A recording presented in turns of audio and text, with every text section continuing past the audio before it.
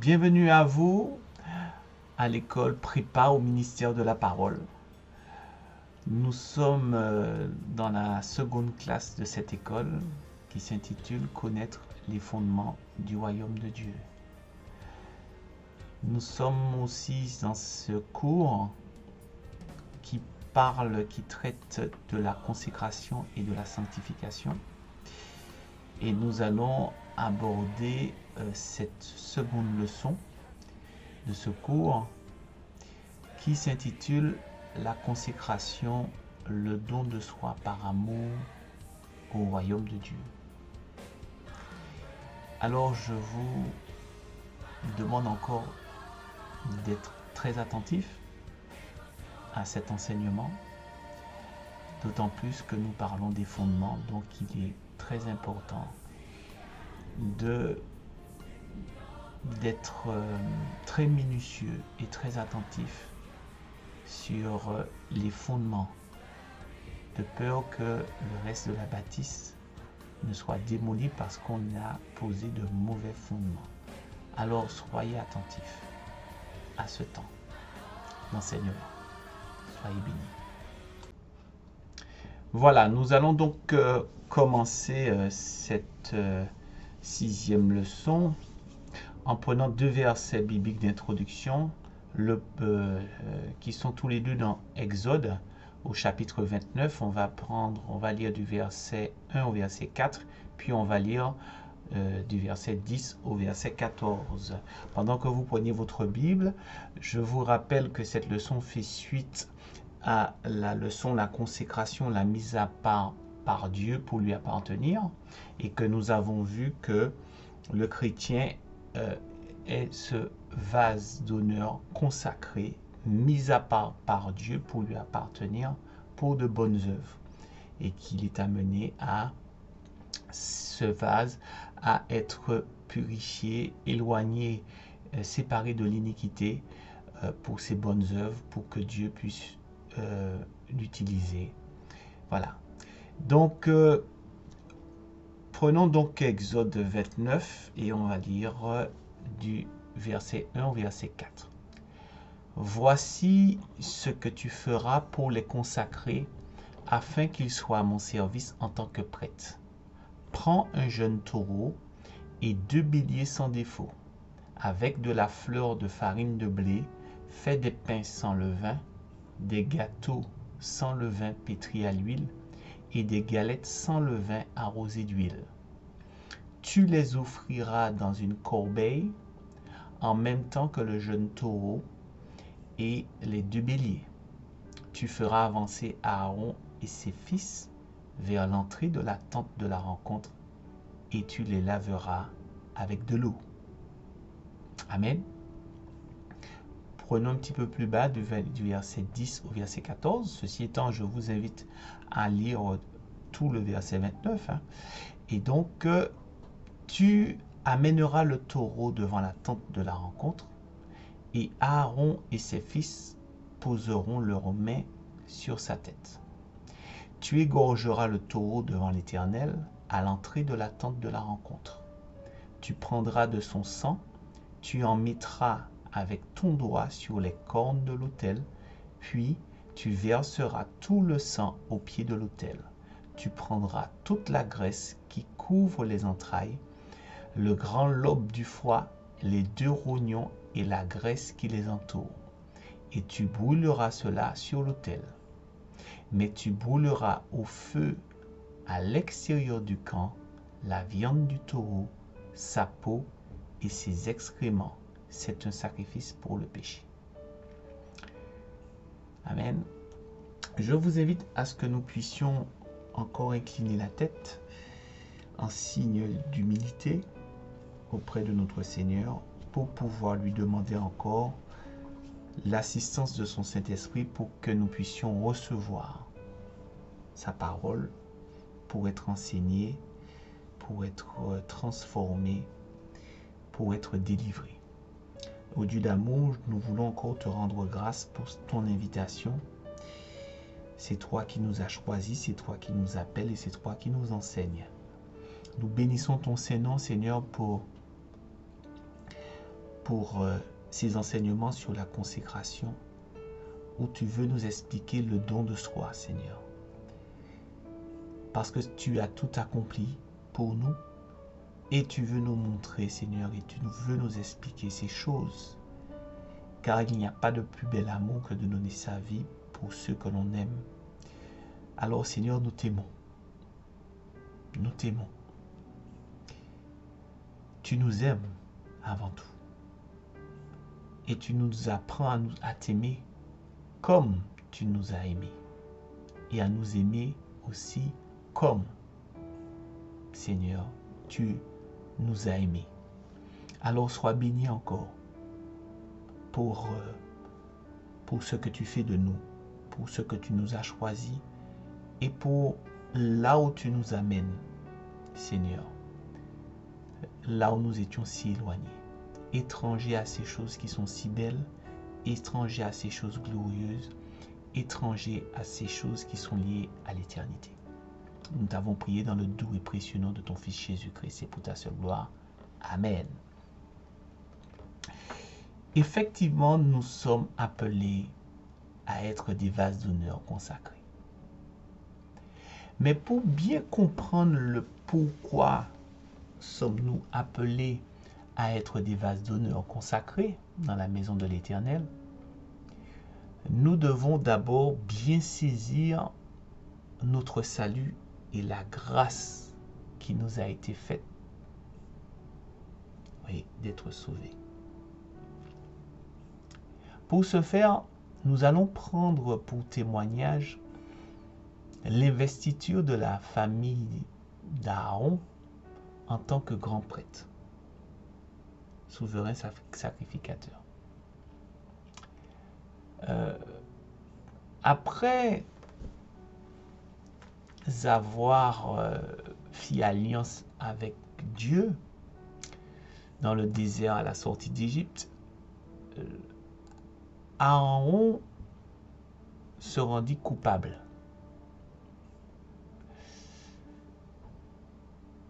Parce que le peuple voulut que Aaron lui fasse un veau d'or. Du moins, avant tout, un objet de quoi adorer comme cela se faisait en Égypte. Ils sont restés 400 ans donc en esclavage et donc ils ont été aussi imprégnés par la culture et les pratiques de l'Égypte. Et à peine donc Moïse qui est monté sur la montagne auprès de Dieu recevoir encore les instructions et les 10 commandements, que le peuple demanda à Aaron de lui de faire ce veau d'or. Donc Aaron se rendit coupable. Et non seulement il se rendit coupable, mais il rendit le peuple coupable de très grands péchés. Oui, parce que notre Dieu est un Dieu jaloux. Et à la vue de cet adultère, la colère de Dieu s'enflamma contre son peuple, qui était sur le point de le faire disparaître. Et Aaron en premier, car Dieu était très irrité contre lui. Aaron, on va dire, c'est comme le grand frère qui représente le peuple, qui est son représentant et qui... alors Moïse, bien sûr, est l'intercesseur. Mais Aaron représente comme le grand frère de la famille qui prend les coups quand il faut prendre les coups et qui supporte la responsabilité de surveiller les frères et les sœurs quand les parents ne sont pas là. Voilà, donc il faut comprendre que Moïse, une fois que cela a été fait, Moïse monta 40 jours et 40 nuits intercéder auprès de l'Éternel Et malgré la fureur et la colère de l'Éternel, parce qu'il le témoigne, qu'il a vu, il a vu cette colère, et Moïse est quand même monté. Quand vous voyez des personnes, quelqu'un en fureur, vous préférez un petit peu la laisser se calmer avant, et puis une fois qu'elle s'est calmée, après vous allez vers cette personne. Mais là, Moïse dit, avant que la colère de Dieu se manifeste et que Dieu parle et que Dieu prononce des choses qu'il va derrière accomplir, il vaut mieux y aller. Et puis, au risque bon, que nous-mêmes, ça chauffe pour nous. Mais Moïse est allé. Et Moïse a intercédé pour Aaron, mais aussi pour l'ensemble du peuple, parce que Dieu voulait faire périr l'ensemble du peuple. Donc, Aaron reçut la grâce de Dieu. Aaron n'a pas péri. Et sa descendance non plus. Et c'est par la grâce de Dieu. Alors Moïse, effectivement, dans son plaidoyer, a mis sur la table sa vie. Non seulement sa vie sur terre, mais la vie éternelle. Parce qu'il dit à Dieu, efface mon nom de ton grand livre. Donc ça veut dire qu'il était prêt à, par amour, à passer toute la vie éternelle et que Dieu pardonne. Parce que Dieu lui avait déjà dit que, au regard de ce que le peuple était en train de faire, eh bien, il allait faire périr le peuple, il allait détruire le peuple, et sa promesse allait s'accomplir avec la descendance de Moïse. Eh bien, Moïse a refusé, et Moïse a demandé encore à Dieu de faire preuve de sa grande bonté, de sa grande miséricorde. Mais vous voyez, une chose qui est très importante, c'est que ce n'est pas cela qui a fait les choses se déclencher, la grâce de Dieu. C'est pas ça. En effet, ça a été une expression, un fait déclencheur. Mais ce n'est pas ça qui a amené à Aaron d'être épargné. C'est parce que Dieu allait payer déjà le prix, allait payer le prix. Donc, Moïse, poussé par l'Esprit de Dieu, va intercéder. C'est comme le Fils qui intercède pour le Père en disant, je vais donner mon Fils. Voilà, qui dit, je mets ma vie en sacrifice. Mais c'est comme le Fils qui va et puis qui dit au Père, Père, je vais me donner en sacrifice pour eux. Et ça c'est agréable à Dieu. Parce que c'est comme Abraham. Dieu demande à Abraham de donner son fils en sacrifice. Mais c'est pour voir sa foi. C'est l'épreuve de la foi. Mais quand vient le moment du sacrifice, Dieu lui dit non, je vais pourvoir. Parce que l'agneau, parce que le fils que tu vas proposer en sacrifice ne va pas te racheter. Et ne va pas racheter l'humanité. Mais c'est mon fils, l'agneau de Dieu. Donc, c'est l'agneau de Dieu, c'est Jésus qui s'est donné à la croix, d'accord, qui est la base du pardon accordé à Aaron. Et il faut comprendre que non seulement Aaron a été épargné, mais sa descendance aussi.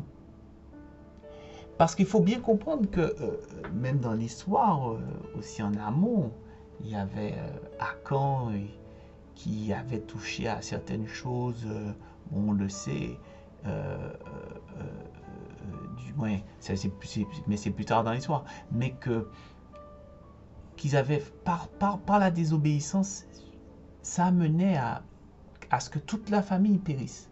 Ça veut dire que tout le nom, tous les fils, le nom même disparaissait par rapport au péché, du moins, on va dire, la gravité du péché. Et là, Aaron avait commis un péché très grave, parce que non seulement il avait fait un acte qui était un péché qui avait des conséquences pour lui, mais il avait amené le peuple, l'ensemble du peuple, dans cette dimension. Il faut savoir que ce jour-là, quand Moïse est redescendu, il y a eu 3000 morts 3000 personnes qui sont mortes. Voilà. Et donc, Aaron et sa descendance, s'il n'y avait pas eu une intercession de Moïse, basée, du moins poussée par l'Esprit sur la base du sacrifice de Christ à la croix, eh bien, Aaron et sa descendance ne seraient plus. Donc, au lieu qu'ils périssent dans le désert, la grâce de Dieu fait de lui et de sa descendance des prêtres qui, seuls ces prêtres-là, vont pouvoir rentrer dans le lieu très saint et ils vont porter la cause d'Israël en intercession devant Dieu. Ils vont aussi devoir subir à un certain moment la colère de Dieu qui va tomber sur eux pour le peuple, mais ce sont les représentants de génération en génération qui auront cet accès à la présence de Dieu pour pouvoir prier et intercéder auprès de notre Seigneur. Et donc, le niveau de consécration d'Aaron et de sa famille est fonction du rachat, du prix du rachat. Aaron a commis, la parole dit que Aaron a commis un si grand péché. Parce que Moïse, quand il est redescendu, il a dit, mais pourquoi as-tu amené le peuple à commettre un si grand péché? Eh bien, on va dire qu'il faut racheter beaucoup là. Il faut payer beaucoup par rapport à cette offense, par rapport à cette transgression.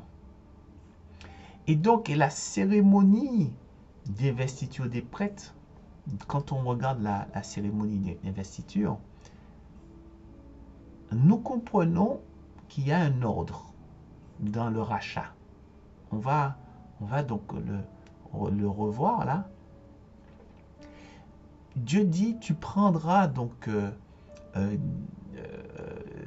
jeune taureau et 2 béliers sans défaut. Et bien sûr, de la farine et du blé pour faire du pain, donc des pains. Voilà, des pains, des gâteaux, voilà, tout ça. Et pour amener en sacrifice. Et dans l'ordre, comme on a lu, du verset 10 au verset 14 dans Exode 29, il est présenté d'abord le taureau.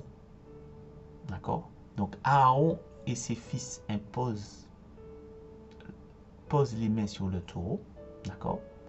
Donc il y a transfert de, on va dire, de cause vers le taureau. Ça veut dire que Aaron et l'autre intègrent le taureau. Et ce taureau est sacrifié en dehors du camp, en dehors de la présence du Seigneur. Voilà. Et il est dit, c'est le sacrifice pour le péché. Nous savons que le péché, c'est un maître. Donc, Dieu paye, selon sa justice, le maître de l'esclave. Aaron et sa descendance se sont rendus coupables Donc, ils se sont rendus esclaves auprès du péché qui est un maître, qui lui appartient. Donc, il faut payer d'abord, dans la justice de Dieu, payer le péché. Donc, c'est le sacrifice pour le péché. Mais ça se fait en dehors du camp. Donc, tu vois là. Ça veut dire, c'est le maître, le péché est hors de la maison. Donc, allez lui payer la dette. Et on lui paye au prix fort. Le taureau, d'accord, c'est le prix fort. On lui paye tout là, on lui donne tout ce qu'il lui doit et comme ça, tu ne lui dois plus rien. Voilà.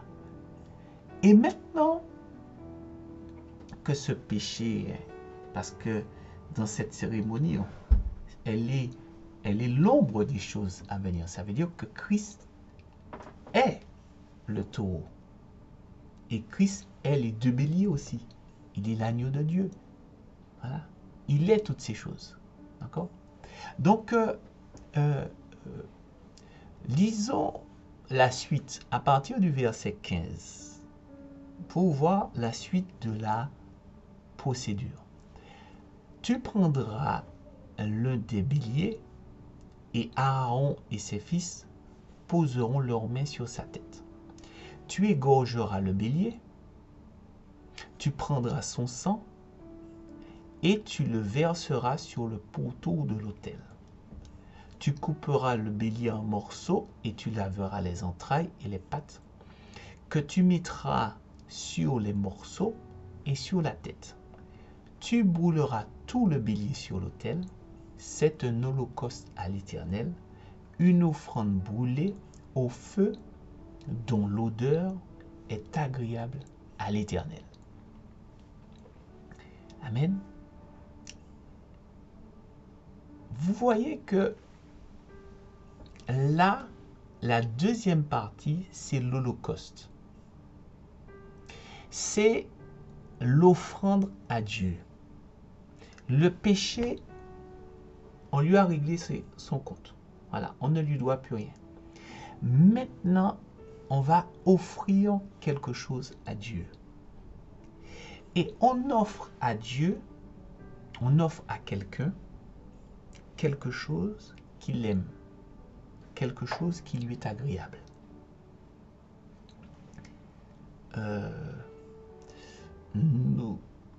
On peut s'offrir soi-même en sacrifice à Dieu.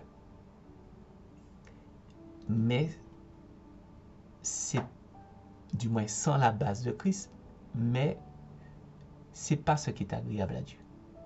Pourquoi? Parce que nous avons été pécheurs. Voilà. Donc, d'Adam, d'accord, de toutes les façons, issu du premier Adam, c'est la mort qui nous attend. Alors que, au préalable, que tu cesses de vivre pour t'offrir pour une cause, pour la cause des plus démunis, pour la cause de la recherche médicinale, tu consacres ta vie, voilà. Donc tout ça, c'est pas ce qui est agréable à Dieu. Dieu sait que c'est bien, mais ce qui est agréable à Dieu, c'est ce que lui, il connaît le prix, c'est selon sa justice. Et l'offrande qui lui est agréable, c'est cet agneau, ce bélier sans défaut, qui est son fils, un innocent qui est donné en sacrifice. Et ça lui est agréable, c'est sa justice. Et ça, c'est l'offrande, c'est l'holocauste. L'holocauste, ça veut dire ce que ça veut dire. Et nous vous rappelons que le peuple juif aussi a vécu l'holocauste. Donc, et on va comprendre pourquoi. Et donc, là, c'est l'offrande à Dieu.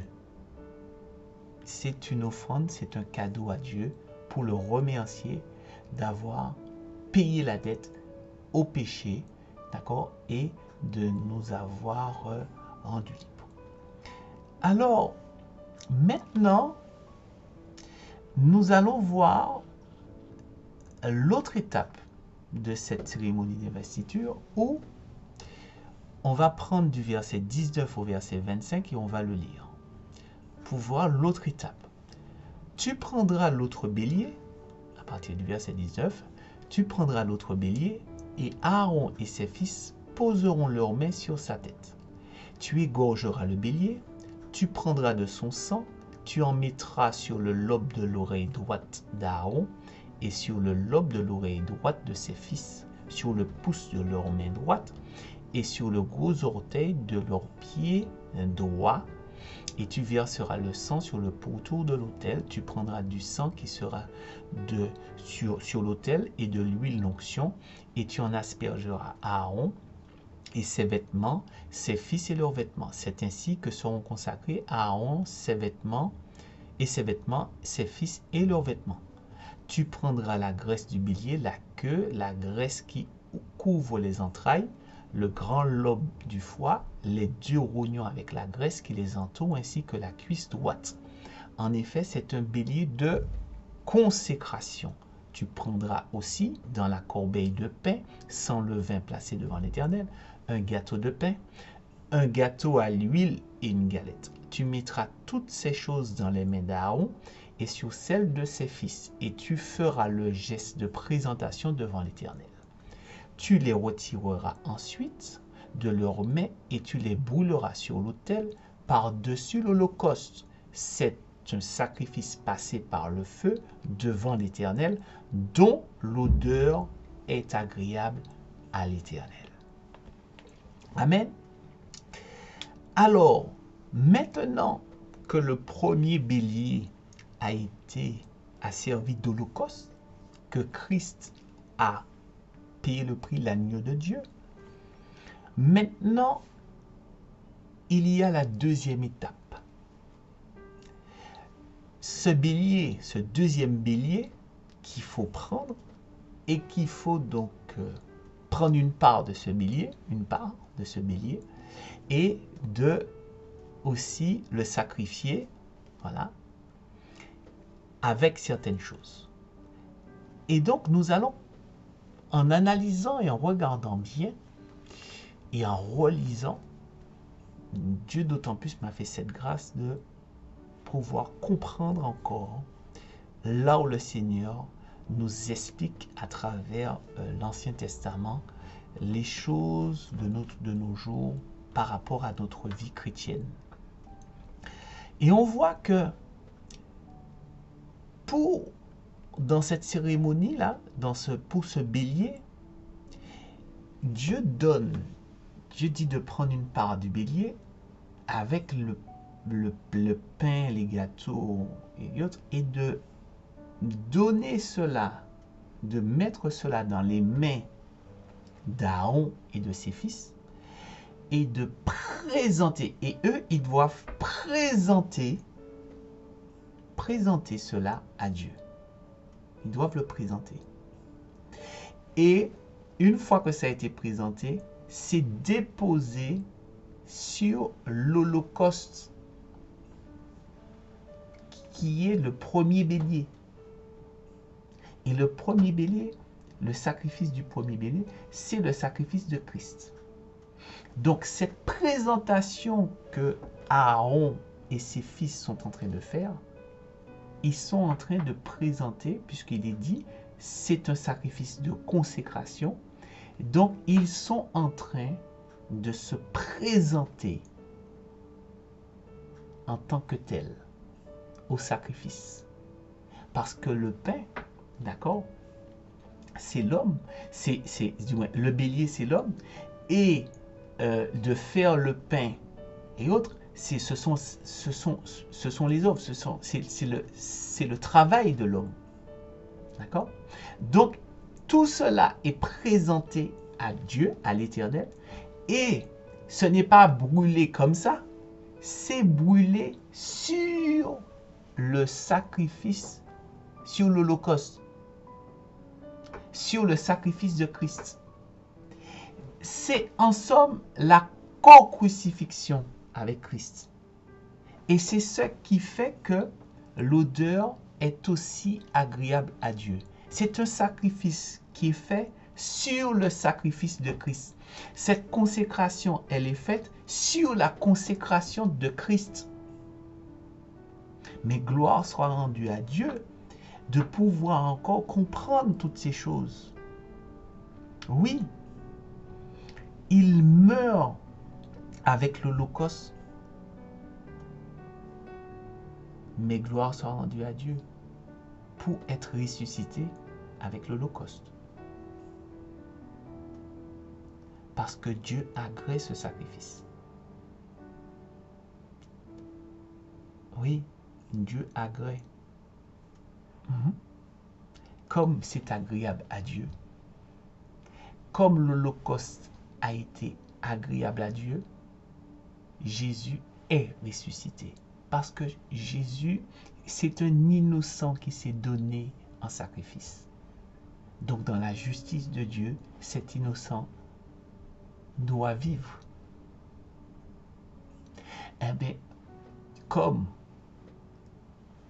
ceux qui se sont donnés en sacrifice meurent de leur nature sur le sacrifice de Christ, de la même façon que Christ revit, Christ vit, Christ est ressuscité, eux aussi, ceux qui se donnent en sacrifice, qui se consacrent, qui s'offrent, qui se présentent, qui acceptent cette mise à part, qui acceptent cette consécration, ressuscitent avec Christ, reçoivent cette nouvelle vie. Oui. Et ça, c'est merveilleux. C'est pour ça que dans 2 Corinthiens 5, du verset 14 au verset 16, il est dit, car l'amour de Christ nous presse, parce que nous estimons que si un seul est mort pour tous, tous donc sont morts, et qu'il est mort pour tous, afin que ceux qui vivent ne vivent plus pour eux-mêmes, mais pour celui qui est mort et ressuscité pour eux. Puisque l'Holocauste s'est donné en sacrifice pour qu'ils vivent. Donc, les consacrés sont amenés à mourir en sacrifice sur le sacrifice de Christ, se co-crucifier avec Christ. Pour vivre, non pour eux, mais pour vivre de la vie que le Seigneur leur donne, la nouvelle vie du ressuscité qu'ils reçoivent. Mais toute la gloire soit rendue à Dieu pour tout cela. Ce n'est pas le tout de recevoir la révélation, mais c'est de tout l'accepter, cette révélation, et d'accepter cette co-crucifixion. Que le Seigneur nous aide encore. Oui, nous ne sommes pas... Jésus n'est pas mort pour qu'on puisse vivre selon... Pour déjà, qui lui-même, qui n'est pas mort pour vivre, pour faire sa volonté. Il est mort pour faire la volonté de son Père. C'est pour cela que l'apôtre Paul nous exhorte, nous-mêmes aussi. Et comme il dit dans Romains 12, du verset 1 au verset 5, « Je vous exhorte donc, frères, par les compassions de Dieu, à offrir vos corps comme un sacrifice vivant, saint, agréable à Dieu, ce qui sera de votre part un culte raisonnable. Ne vous conformez pas au siècle présent, mais soyez transformés par le renouvellement de l'intelligence, afin que vous discerniez quelle est la volonté de Dieu, ce qui est bon, agréable et parfait. Par la grâce qui m'a été donnée, je dis à chacun de vous de n'avoir pas de lui-même une trop haute opinion, mais de revêtir des sentiments modestes selon la mesure de foi que Dieu a départie en chacun. Car, comme nous avons plusieurs membres dans un seul corps, et que tous les membres n'ont pas la même fonction, ainsi nous qui sommes plusieurs, nous formons un seul corps en Christ et nous sommes tous les membres les uns des autres. Oui, Paul nous exhorte encore en ce jour, et c'est l'Esprit qui nous exhorte par les compassions de Dieu qui ont été manifestées à la croix, à offrir nos corps comme un sacrifice vivant. Un sacrifice, mais ça ne s'arrête pas au fait que ce soit un sacrifice vivant. Oui, c'est un sacrifice vivant. D'autres, ce sont des sacrifices vivants pour des causes. Mais un sacrifice vivant, saint, ça veut dire qui a été sanctifié en Christ, sur la mort de Christ. Il a été brûlé sur la mort de Christ. Donc, c'est un sacrifice qui est basé sur la grâce de Dieu. Aaron a reçu la grâce. Donc, il s'est donné, et toute la famille, toute la descendance se rappelle que on a été épargné par grâce. Et que là où nous sommes appelés à vivre, la vie que nous sommes appelés à vivre, une vie de consacré, réservée à la cause de Dieu pour le peuple. Ce sacrifice qui peut être très lourd, qui a une lourde exigence, parce que dans la présence de Dieu, il n'y a que la sainteté, et que nous pouvons d'autant plus mourir, même si nous, personnellement, nous pouvons donc, nous avons pu marcher correctement selon les directives de Dieu, mais nous sommes les représentants du peuple, nous sommes les représentants de notre famille. Et si la colère de Dieu s'enflamme vis-à-vis de notre famille, eh bien c'est avant tout le représentant qui va prendre les coups. C'est un sacrifice, mais ce sacrifice se pose sur le sacrifice de Christ. Et donc, nous acceptons ce sacrifice, nous acceptons cette consécration, cette mise à part, nous l'acceptons par amour. Parce que il a été donné par grâce. Non seulement nous avons été choisis, mis à part avant même la fondation du monde, nous avons été choisis avant la fondation du monde, mais nous avons été aussi pardonnés, lavés, purifiés par l'amour de Christ, par l'amour de Dieu qui s'est manifesté, Christ à la croix, et que Christ s'est librement donné pour nous. Oui, un sacrifice vivant, saint, agréable à Dieu. Et là, c'est un culte qui est agréable, un culte raisonnable. C'est ça le fruit de notre adoration. Nous acceptons la consécration, nous acceptons la mise à part. C'est ça le culte. C'est ça rendre un culte à Dieu. C'est pas seulement aller à l'assemblée le dimanche ou autre. Non, c'est une vie consacrée à Dieu. Une vie qui est donnée et par amour. C'est un don parce que nous nous présentons et nous présentons les œuvres que le Seigneur nous amène. Nous présentons la force que le Seigneur nous donne, nous présentons l'intelligence, nous présentons la sagesse, nous présentons toutes ces choses parce qu'il nous les a données pour lui. Et nous présentons tout ça devant lui.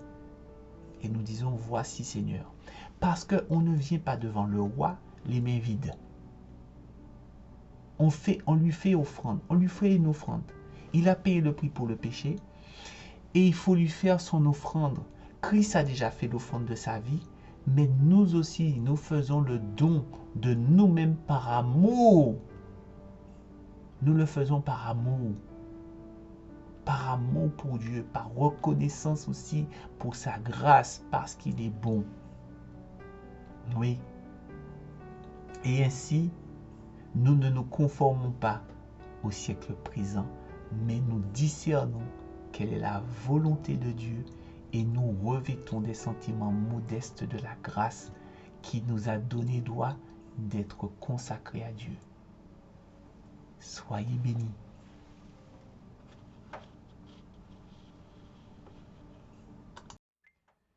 Voilà, je pense encore que vous avez été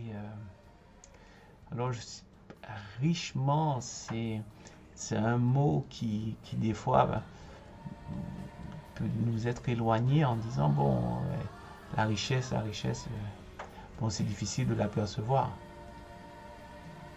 Ben, spirituellement, et concrètement, nous sommes richement bénis à travers ces enseignements, à partir du moment que nous le saisissons par la foi. Oui. Plus nous avons la foi de la parole, et plus nous voyons que nous sommes richement bénis en étant consacrés. Alors, je vous invite encore à prier avec moi pour rendre grâce à Dieu pour cet enseignement et que nous puissions encore rester fidèles et rester à la position qu'il nous faut être face à tout cet amour que Dieu a déversé, que nous soyons aussi dans cette position de don. Ô Dieu d'amour, nous voulons encore te rendre grâce et te remercier pour le sacrifice de ton Fils à la croix pour nous, pour que nous soyons, Seigneur, sauvés, que nous soyons aussi, Seigneur, mis à part, Seigneur, de ce monde, des convoitises de ce monde, Seigneur, par toi, par la puissance de ton Saint-Esprit, Seigneur, pour te servir, pour être consacré, Seigneur. Mais Seigneur, tu attends aussi que nous soyons, Seigneur, de ceux qui fassent ce geste, Seigneur, qui nous présentent nous-mêmes et qui offrent notre corps comme un sacrifice vivant, saint et agréable à toi. Alors je te prie encore, Seigneur, que, Seigneur, oui, tu nous donnes encore cette force pour que nous soyons, Seigneur, dans cette progression, Seigneur, dans ce don de soi perpétuel, Seigneur, continuel, progressif, Seigneur, pour marcher de sanctification en sanctification, pour marcher, Seigneur, de consécration en consécration. Oui, Seigneur, parce que, oui, tu le dis, que celui qui se sanctifie encore, Seigneur, alors que celui qui se consacre encore à ta cause, Seigneur. Alors merci encore parce que toutes ces choses, Seigneur, nous les déposons sur le sacrifice de ton Fils unique, ce qui est saint, ce qui est agréable à toi, Seigneur, et ce qui vit éternellement, Seigneur. Et nous nous déposons parce que nous savons, Seigneur, que oui, notre nature, Seigneur, pécheresse, Seigneur, elle ne peut pas rentrer dans ton royaume. Oui, alors oui, que nous puissions encore vivre cette co-crucifixion que nous avons actée, Seigneur, au baptême avec toi, Seigneur. Et que jour après jour, nous puissions marcher dans cette co-crucifixion avec toi, pour pouvoir vivre aussi, être ressuscité avec toi, baptisé, Seigneur, de ta mort, Seigneur, à la croix, et ressuscité, Seigneur, de ta résurrection, vivant, ressuscité avec toi, Seigneur. Oui, de ce nouvel homme, de ce consacré que tu as fait de nous, de ceux qui rentrent dans ta présence et qui ont le droit de rentrer dans ce lieu très saint, Seigneur, et de pouvoir, Seigneur, porter la cause, Seigneur, que tu nous donnes, celle de notre famille, celle de notre peuple, Seigneur, celle du peuple d'Israël aussi, Seigneur, celle des nations, Seigneur, afin que ton nom soit glorifié, afin que ton nom soit élevé sur toute cette terre. Sois béni, nous t'avons prié dans le doux et précieux nom de ton Fils Jésus-Christ et pour ta seule gloire. Amen. Alors, soyez bénis encore et je vous dis à bientôt pour la prochaine leçon. Et puis pour certains, c'est à tout de suite parce qu'ils embrayent. Voilà, donc ils ont soif de la parole. Donc, à la suite pour la prochaine leçon. Soyez bénis.